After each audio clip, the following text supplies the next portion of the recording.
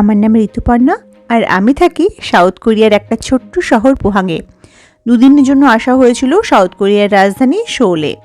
তার মধ্যে একদিন ইন্ডিয়ান রেস্টুরেন্টে গিয়ে জমিয়ে গুছিয়ে ইন্ডিয়ান খাবার খেলাম আর গেছিলাম বেশ কয়েকটা জায়গা বেড়াতে। প্রথমেই বলি স্টারফিল্ড লাইব্রেরির কথা। এই স্টারফিল্ড লাইব্রেরি কিন্তু সাউথ কোরিয়াতে ভীষণ বিখ্যাত। সোলে যারাই আসে তারাই যায়।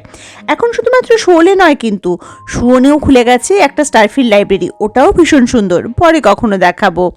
এরপরে আমরা চলে গেছিলাম নামসান টাওয়ার দেখতে, যেটাকে শোল টাওয়ারও বলা হয় এটা নাকি সব থেকে রোমান্টিক জায়গা সাউথ কোরিয়াতে। এখানে একটা সন্ধি কাটানো চাই, আর চাইলে তোমরা উঠে যেতে পারো সেই টাওয়ারের ওপরে, সেখান থেকে ভীষণ সুন্দর লাগে। আর তোমাদের ভালোবাসা অক্ষয় করার জন্য এরকম একটা তালা লাগিয়ে ওখানে আসতেও পারো। এরপর চলে গেছিলাম সোল ফরেস্ট পার্কে, যেখানে একটা অসাধারণ বাটারফ্লাই গার্ডেন ছিল, যেটা ভীষণ ভালো লেগেছিল।